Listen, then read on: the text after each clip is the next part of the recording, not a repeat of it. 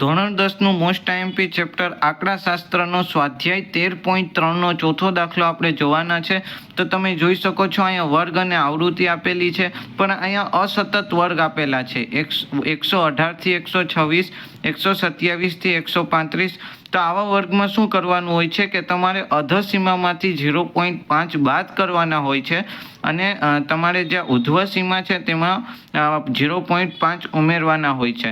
તો તમે આ બધી જ અધસીમામાંથી 0.5 બાદ કરી નાખો અને આ બધી જ ઉધ્વ સીમામાં તમે 0.5 ઉમેરી દો। તેથી તમે જોઈ શકો છો આ તમારો વર્ગ અહીંયા જે મળશે એ સતત થઈ જશે। તમે જો 118માંથી તમે 0.5 બાદ કરો તો 117.5, 126માં 0.5 ઉમેરો તો 127.5।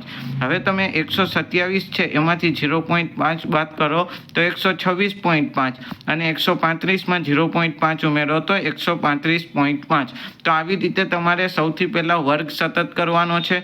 આ લખી લીધી છે આપણે આવૃત્તિ। હવે આવૃત્તિ પરથી આપણે લખીશું સંચય આવૃત્તિ।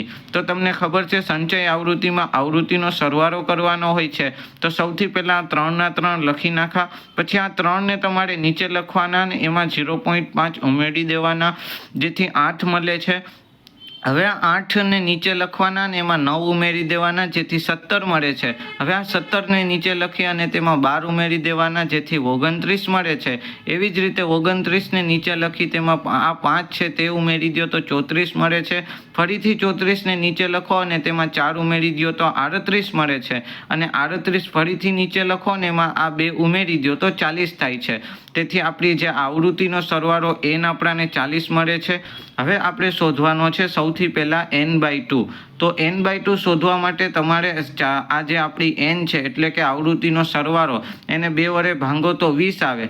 હવે આપણે સંચય આવૃત્તિમાં જોવાનું છે કે 20 ક્યાં આવે છે। તો તમે જો 17 તો 20 કરતાં નાના થઈ જાય, પણ 29 20 કરતાં મોટા થાય। તો આ જ છે જે આપણો મધ્યસ્થ વર્ગ થશે। એટલે આપણે જે 20 કરતાં નાનું હોય તે નહીં, પણ જેમાં 20 સમાઈ જતું હોય તે લેવાનું હોય છે। તો આપણો જે મધ્યસ્થ વર્ગ થશે તે આ થશે 144.5 થી 153.5 જે મેં અહીંયા લખ્યું છે। હવે તમને ખબર છે L થાય આપણી મધ્યસ્થ વર્ગની અધસીમા જે છે 144.5 CF। તો CF જે તમારી આ સંચય આવૃત્તિ છે, આપણી સંચય આવૃત્તિ, આ મધ્યસ્થ આવૃત્તિ, મધ્યસ્થ સંચય આવૃત્તિ છે તેના ઉપરની આવૃત્તિ એટલે કે 17 તે આપણો CF થશે। F આપણો થશે 12 જે મધ્યસ્થ આવૃત્તિ છે તે, H આપણો 9 થશે। એ છે આપણી આ જે વર્ગ છે તેનો તફાવત છે। તમે મોટા વર્ગમાંથી નાનો વર્ગ બાદ કરો તો તમને આ H મળી જશે, ગમે એમાંથી બાદ કરો H મળી જાય। હવે આપણું સૂત્ર છે M = L પ્લસ કાઉન્સમાં n/2 minus CF upon F ગુણ્યા H। તો L બરાબર 144.5 છે વત્તા, હવે અહીંયા એક ધ્યાન રાખવાનું છે કે આપણે અહીંયા n/2 કરી લીધા છે તેથી આપણે અહીંયા ફરીથી કરવાના નથી। n/2 આપણા 20 છે, CF આપણા 17 છે, F આપણા 12 છે અને તમારો H 9 છે।